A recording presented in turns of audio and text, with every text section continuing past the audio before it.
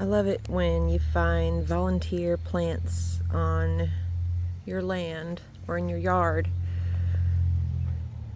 This iris I found growing at the very top of my yard.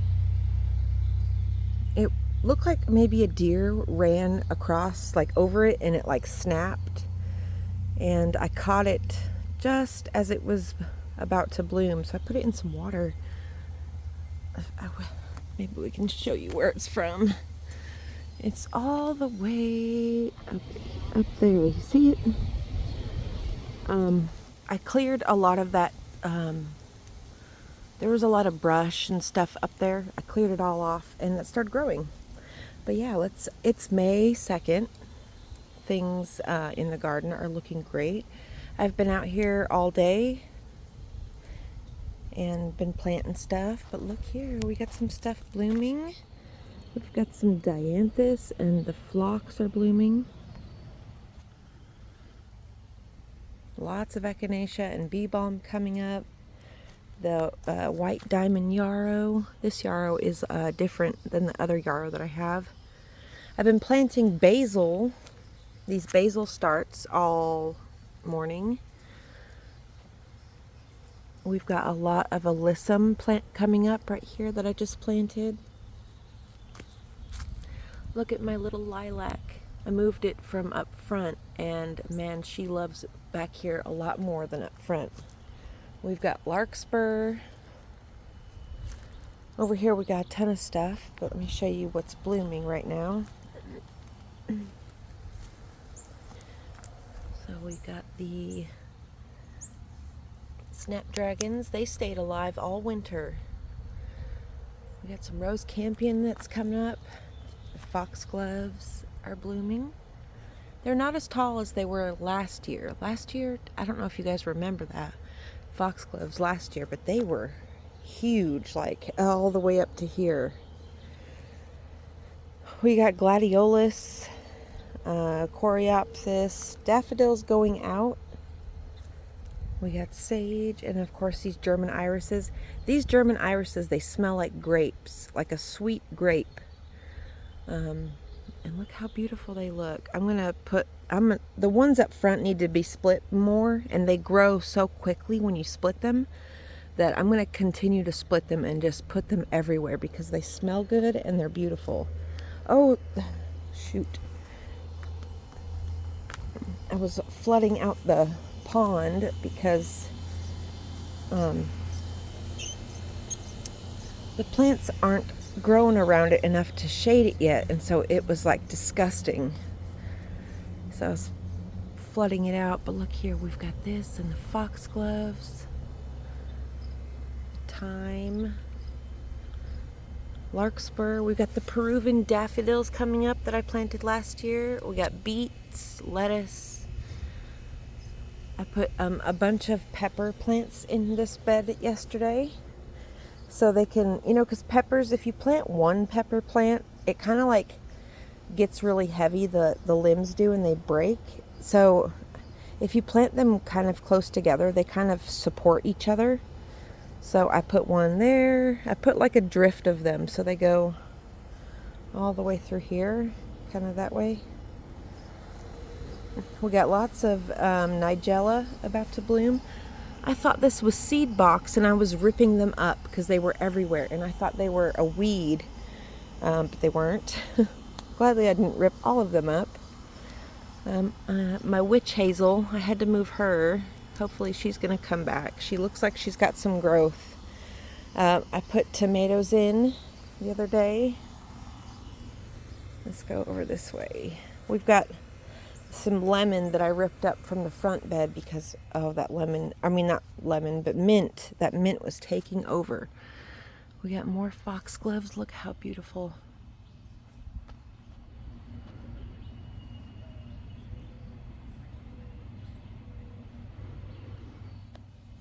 Look at this bed. So gorgeous. The layering is finally, like this year, my garden is actually starting to look more mature and more beautiful and full for the last, since I started. It's been a long journey to get to this point. I'm so glad I've been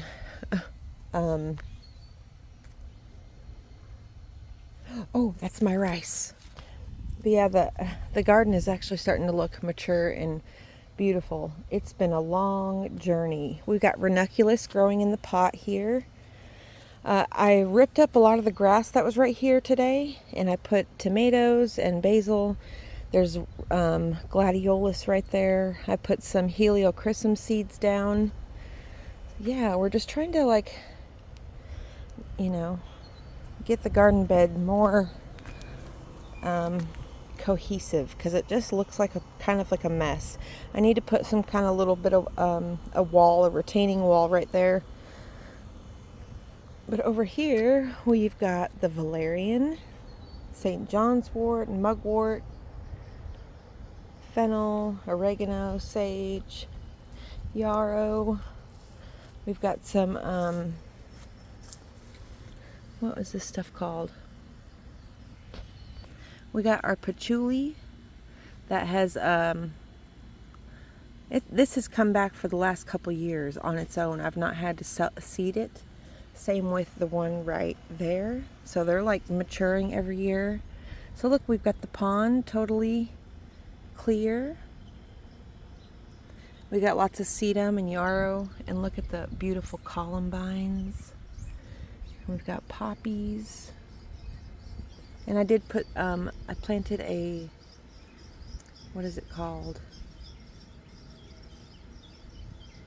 I planted a butterfly weed, whatever they're called.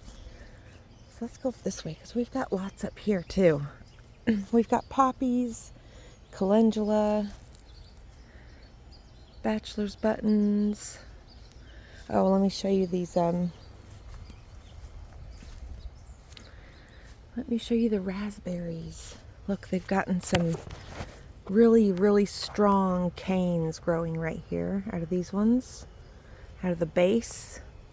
And I trained, these have been up here for a couple years, but look how good they're doing. They're in bloom. The berries are in bloom. Oh, so gorgeous. And we got lots up here too. Spirea. We got potatoes. Viburnum. The deer are just picking this viburnum. They won't let it grow. We've got the native red bee balm right here. So happy that, took hold and it's coming. We're going to have a big old stand of native red bee balm right there this summer, and it's so exciting. And for the first time, it's for the first time ever, I've had these I planted these yarrow plants here. 1, 2, 3, 4. I planted them. I took them from over here. There was a ton of them just tucked in there. They were really small.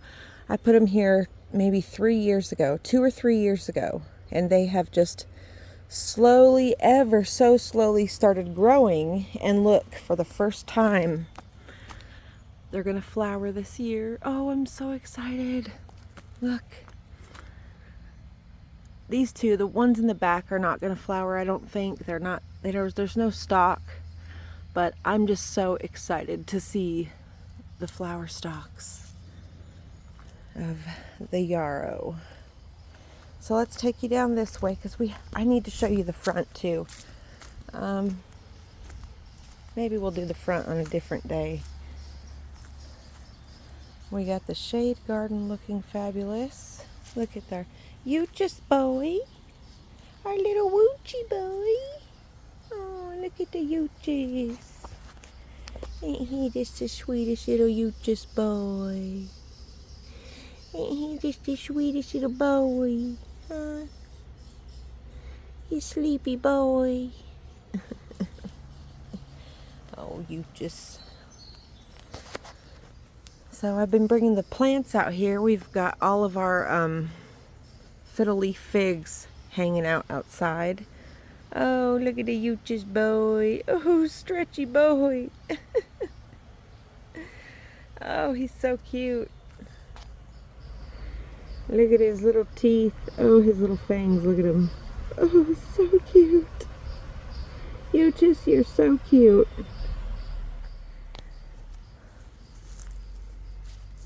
I had to repot my jasmine into a smaller pot.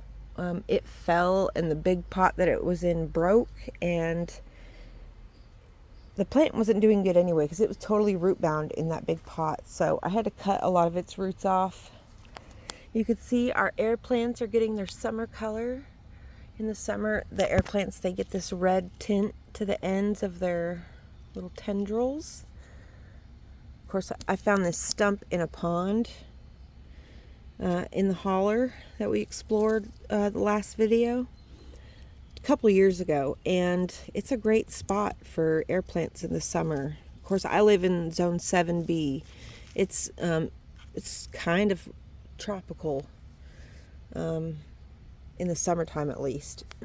So these guys come in the winter, but in the summer they love to be outside, and they have gotten so big. This one I just got last year, so it still is looking really sad, but look, I've had this guy for a couple years, and look how big he is. He's so healthy. He's got roots. Like, these air plants, they don't want to just be hanging out on nothing. They're epiphytes, so they want to attach to something wooden, you know, like give them some kind of bark, or I do orchid bark, like this one. I just put orchid bark in there, or you can just any bark you find outside. And look how big they are. Like, these are rooted into this wood, and I just spray them with water from the hose every once in a while, and they love it. Look how big and beautiful they are. I always get so sad when I see those poor, pathetic air plants in the little plastic bags sold in Lowe's. It always makes me feel bad for them because they're suffering so much, and that's why they're so tiny. But yeah, guys, let's go this way. Peonies just started opening today. This is the very first one. Look at it. Isn't it gorgeous? I did not plant these. These were here when I moved in, but I love them. I love and take care of them. They've gotten bigger and more beautiful, and actually they appreciate the shade that this giant tree brings. This thing needs to be pruned because it's got a lot of dead branches in it. The cypress, Carolina sapphire cypress. This thing has gotten enormous. Look at it. It's fucking huge, but I love it so much. We got lots going on here. None will be flowering anytime soon, besides maybe the bachelor buttons. So you can see we've got the iris, Rose of Sharon that I planted. I just started to kind of start doing this part, like putting more stuff into it. So I put some echinacea and some irises and some bachelor button. The rose that was there died. You can see here, that's a quote-unquote weed. It's cinnafolk. It's not a weed. It's medicine. So this is the bed I was out here doing with all the mint. And I have been mulching the mulch. Oh my God, mulch is like a magic thing. Look how much it makes the plants like stand out. So things over here. Everything's kind of wilting because it's midday. It's super hot. But you see the wisterias in bloom, foxgloves in bloom, some calibrachoas that I planted, got on clearance. There's some tomatoes and peppers. Oh, those peppers need to be watered. Shit. We got hollyhock, sage. I need to get the water up here. So those are gonna die if I don't do that. But look here, my rose that I foraged from the woods, the Seven Sisters rose. I thought it was going to be pink. I was hoping it was going to be pink at least, and it's not. It's this.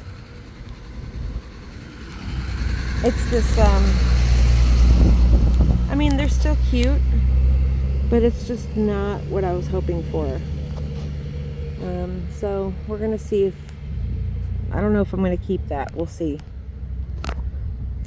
Jelly bean, and I think I'm gonna dig these barberries, 2 barberries out that are flanking the walkway, because one, the irises look prettier, and these they're just gonna get bigger and they attract wasps, so I don't want people to be walking through like a haze of wasps. But look here, we've got those ones. This guy's he's putting up a flower stalk. See, now this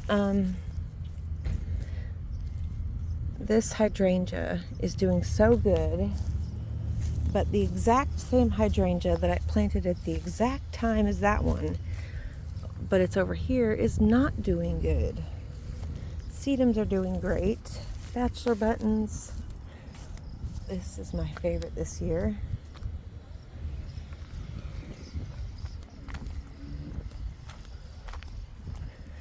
Go this way. You can see the dianthus and the tall phlox are about to bloom. You can see all of the larkspur that self-seeded from just a couple plants. That dianthus looks so pretty backed by the mulch. And so over here I'm gonna have to move, so you can see my cactus guy. I'm gonna have to move him, and we're gonna put him right here. See these irises, they smell like grapes. So we got larkspur down here. He's putting up a bloom this year too, which is great. He didn't bloom last year. That's a lot of larkspur. That's gonna eventually probably take over this whole spot, which will be great.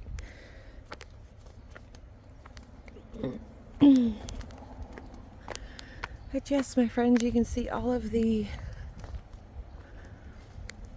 alliums. We've got so much stuff. We got lots of nigella, larkspur. You can see how giant and big the lilac has gotten. I have to put my address on the stairs, the 262, because that lilac is just I can't keep cutting it. I don't want to keep cutting it. So yeah, guys, that's the garden on May 2nd.